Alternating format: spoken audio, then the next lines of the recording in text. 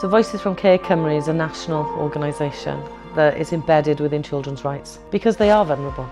They don't have that scaffold of support. So what we've done in Voices is recruit young people from across Wales that is willing to talk about their lived experience in order to make that difference. Our young people tell us, listen to the people of a lived experience. So I think it's important that every young person gets their voices heard, because a lot of the time we would suffer in silence. We wouldn't stand up for our own rights, we wouldn't stand up for ourselves. There's always that support behind you to encourage you to use your voice. It doesn't matter what other people think.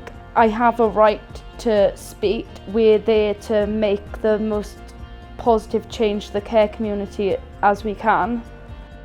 Cascade Voices is a research advisory group. We work with care experienced young people that are members of Voices from Care specifically to contribute and then sometimes co-produce some of the research that we do at the centre. So we provide research methods training. You can just see them come out of themselves.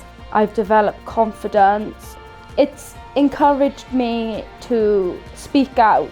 We may not have had the best of upbringings, but we can still make that change within the care community to make other young people's upbringing better than what we may have had.